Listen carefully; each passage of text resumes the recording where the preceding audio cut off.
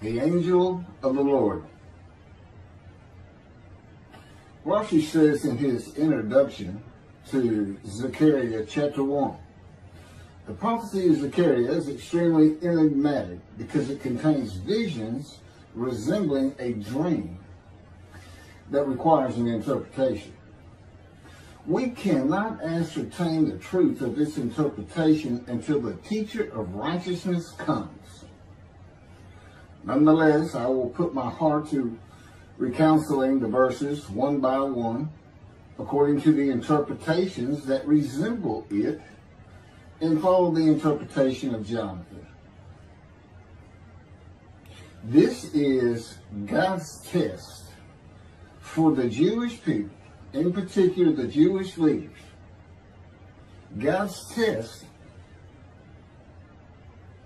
of who the descendant of David is. The man described in Isaiah 53, the teacher of righteousness. That's who Rashi, known as one of the first rabbis to say that Isaiah 53 described the people, the Jewish people, as the patriarch Israel. Then here he is in Zechariah, saying we got to have the to know the truth of at least chapter 1 of Zechariah, to know its truth, because we can't do it, and no Jewish man, religious, academic, commentator, or otherwise, has ever had the answer to this. And yet this video is going to give it to you. Why? I'm a teacher of righteousness. This is Zechariah chapter 1, verses 7 through 12. That's the preamble that Rashi leads into before he starts his commentary. And this is in midrash form. That's where I take parts of a verse and interpret each in individual segments. Verse 7. On the 24th day of the 11th month of the second year of Darius, the month of Shabbat, this word of the Lord came to the prophet Zechariah, son of Berechiah, son of Edo. This word of the Lord. This verse continues with, in the night I had a vision, which is not a word of the Lord. The word of the Lord coming to Zechariah means the messenger of the words of God has come to Zechariah, who is the angel of God's presence, and the word of the Lord. Literally, that's his name. He has alighted upon Zechariah to bring a vision from God. Not a word, a vision. Verse 8. In the night I had a vision. I saw a man mounted on a bay horse standing among the myrtles in the deep, and behind him were bay, sorrel, and white horses. In the night I had a vision. There's a man on a horse standing in the myrtles. He is later referred to as the angel of the Lord, standing in the myrtles. The angel of the Lord alights upon and enters men, and my name, Hashem, is in him and can speak through the man. Zechariah has an angel with him who is his guide in the vision. The deep is like a valley Zechariah is looking down on, filled with myrtle trees, and then an open area below that is where the bay, sorrel, and white horses are. Verse 9. I asked, what are those, my Lord? And the angel who talked with me answered, I will let you know what they are. What are those, my Lord? Zechariah is not talking to the angel. That's an angel. It's not my Lord. Who answered, but who never lets him know what they are. he is asking the man standing among the myrtles on a bay horse about the horses in the open area and calls him my Lord. Verse 10. Then the man who was standing among the myrtles spoke up and said, these were sent out by the Lord to roam the earth. Then the man who was standing among the myrtles spoke up and said, again, this is midrash form. Okay, so the man standing in the myrtles answers the question of Zechariah, not the angel who is with Zechariah. Verse 11, and in fact, they reported to the angel of the Lord, who was standing among the myrtles. We have roamed the earth and have found all the earth dwelling in tranquility. And it's just like a dream. We have horses talking. You know, they could have been birds.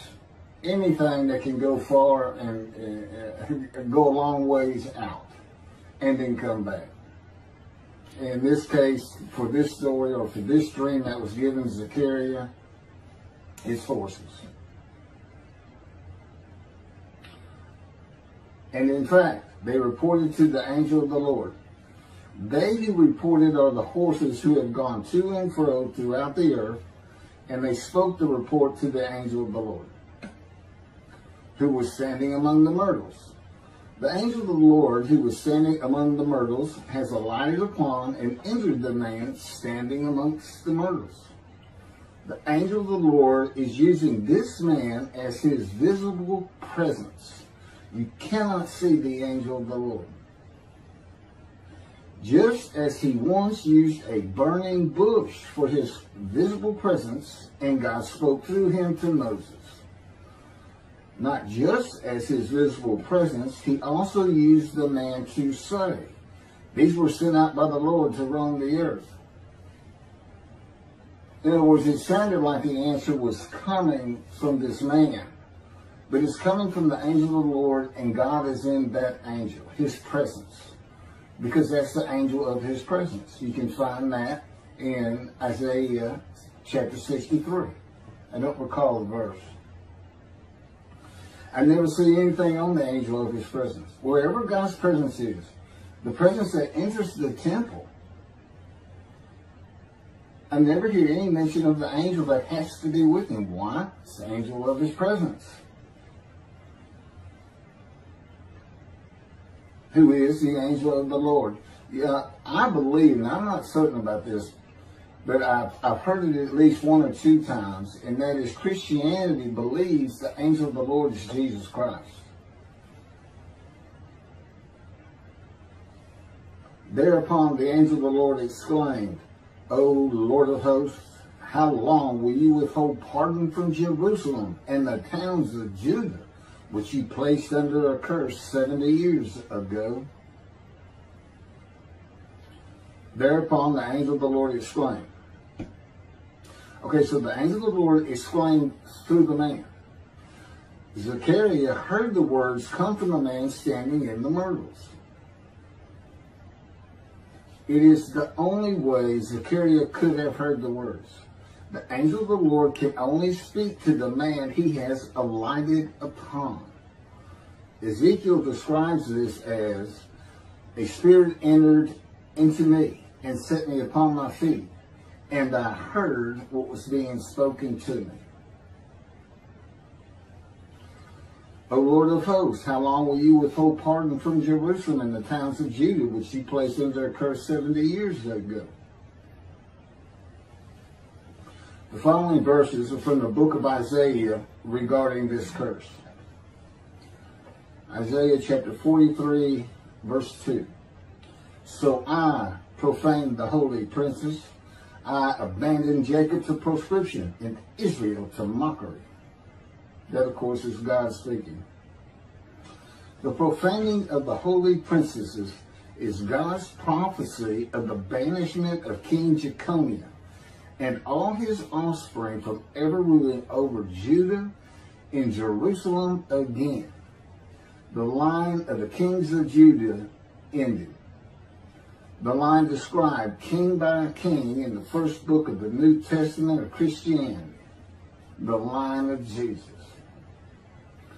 The abandonment and mockery are God's prophecy that the northern kingdom and the southern kingdom of the Israelites will be defeated and deported from the promised land. Isaiah witnessed the deportation of the northern kingdom, but the deportations of the southern kingdom were many years after his death. This is chapter 43, verses 5 through 7. Fear not, for I am with you. I will bring your folk from the east, will gather you out of the west. I will say to the north, give back, and to the south, do not withhold.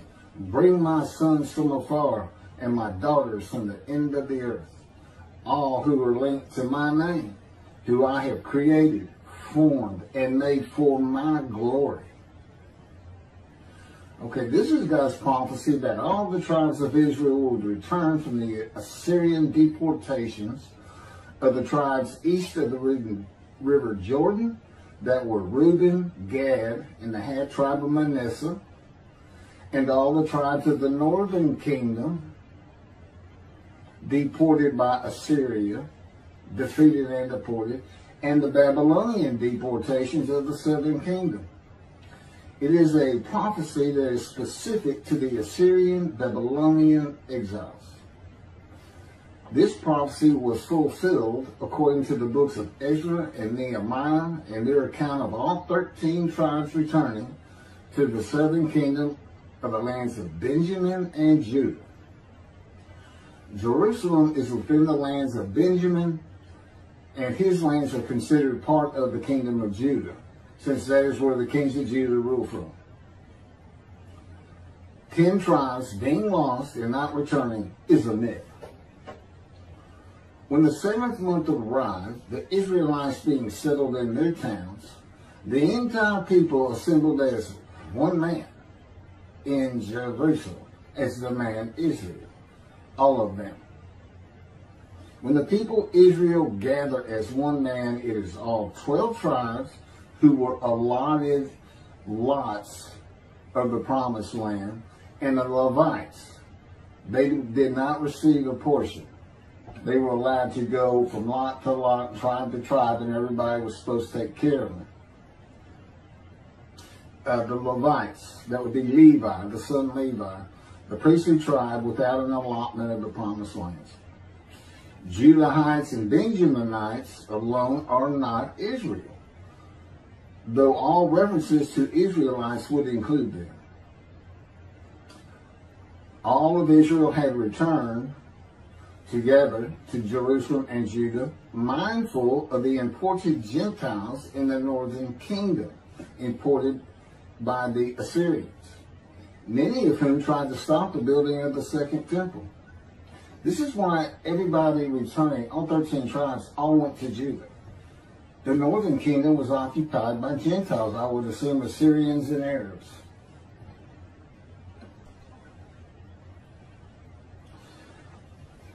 This is 1 Chronicles chapter 9, verses 2 and 3. The first to settle in their towns on their property were Israelites, priests, Levites, and temple servants, while some of the Judahites and some of the Benjamites and some of the Ephraimites and Manassesites settled in Jerusalem. That would be Ephraim and Manasseh. Manasseh was such a large tribe, it had to be broken in. It was broken in two. Half of it set up, their allotment was east of the river Jordan by about where Edom would be. And well, that was the tribe of Gad. Not Edom, Gilead, where the Tishbite, Elijah, the Gentile, was an inhabitant. Ramoth Gilead. Manassites, Ephraimites, and Judahites were the tribes with the largest allotment of the lands of Abraham, and Jerusalem is in the lands of the Benjamites. Those are who just got mentioned. The 3 largest lot owners, okay, Benjamin, that's where Jerusalem is, he's important, and of course the priests, the Levites. So Ephraim and Manasseh were not lost tribes, as many believe from writings outside of the Bible. There never were lost tribes according to the Bible. Okay, so all 13 tribes returned and settled in new towns.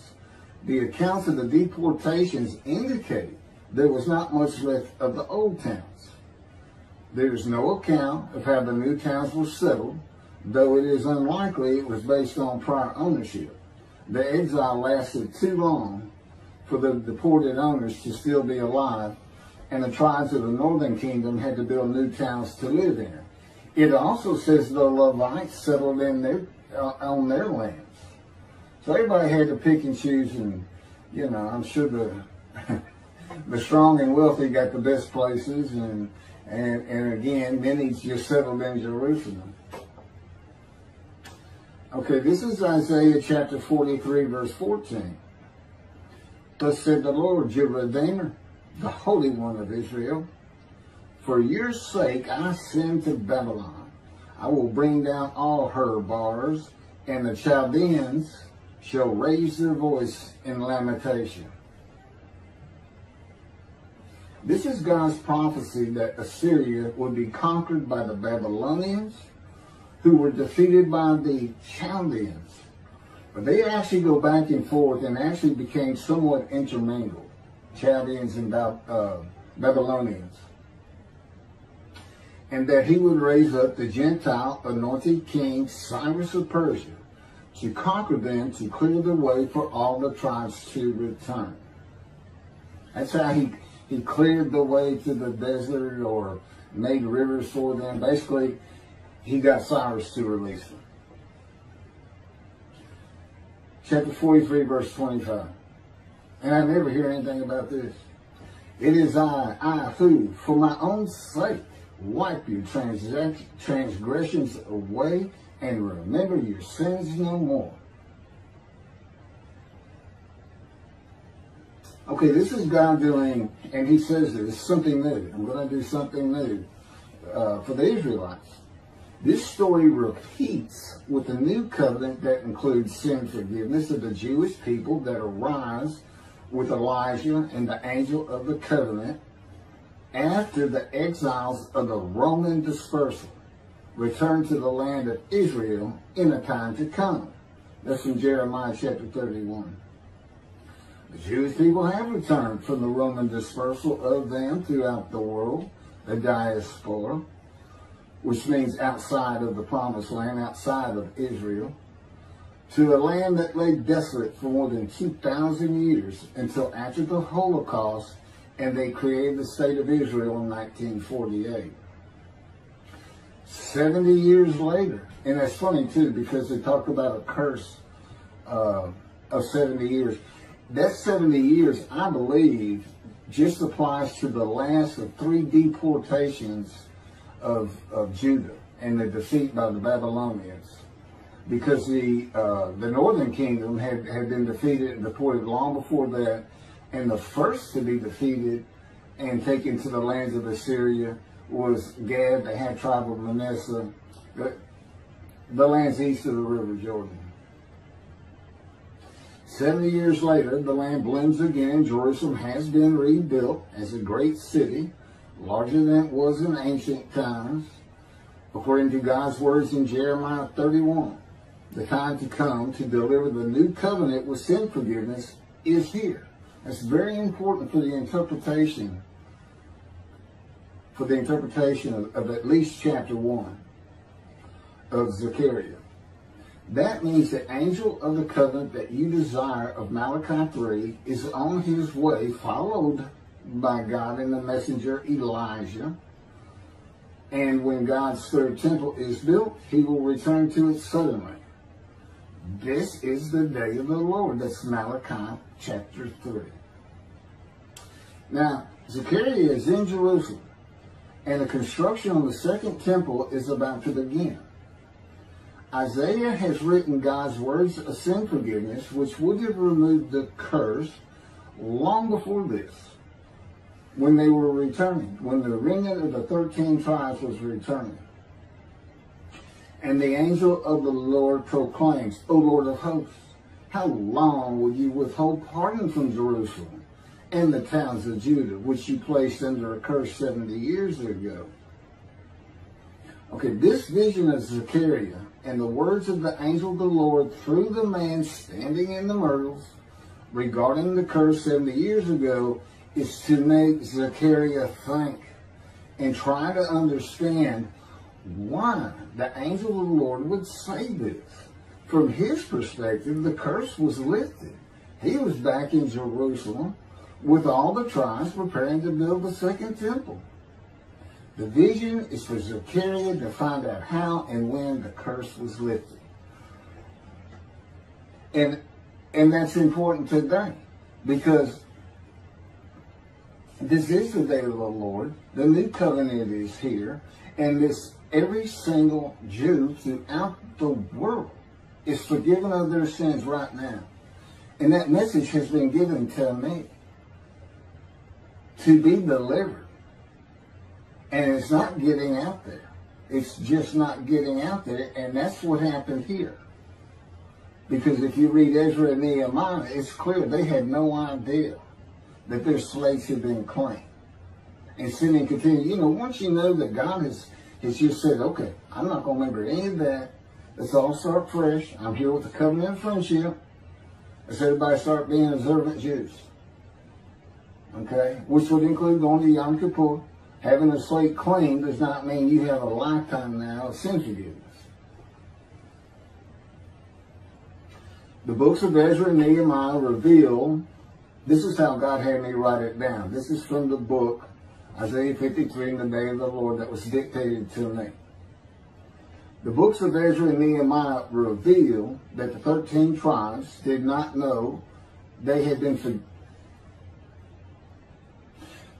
right. We had to wait for the teacher of righteousness to know. And this is another thing I never see in this Messianic era that is taught, that is coming, is that God is with the descendant of David as he was with Moses. I mean, just right there with him.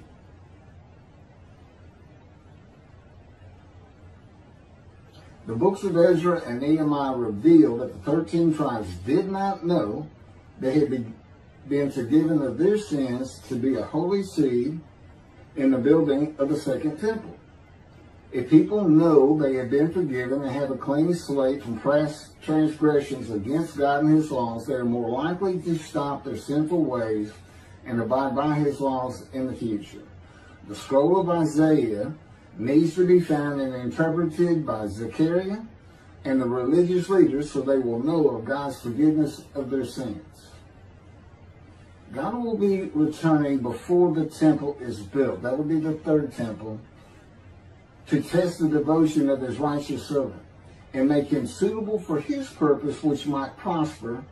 That includes the building of the third temple. This would begin when his spirit alights upon the anointed one, Moshiach. His presence with his righteous servant will be necessary for the temple to be rebuilt. Islam will not freely hand over their third most holy site to Israel and abandon the Dome of the Rock Mosque, a mosque that sits on the Temple Mount purchased by King David for God, the most holy site of the Jewish people. With God is the angel of his presence, who is already on the way. You want me to skip that? Okay, this has been covered in other videos more than once.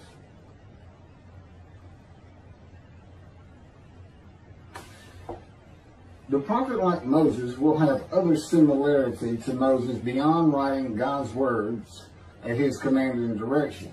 As this was written, at God's command and direction, I typed those words. To the greatest degree possible for any human being, Moshe's identity and existence became one with the Creator. Now that's who you're looking for when you say the prophet like Moses. It's not Joshua. I've heard that one. Which is, you know, it says right there on that page, there's never been another prophet like Moses. Well, his attendant Joshua standing right there. If that's, anyway. Moshe's identity and existence became one with the Creator. I don't think you can say that of Joshua. I don't think you can say that of any man until the Spirit of God alights upon him in chapter 11 of Isaiah.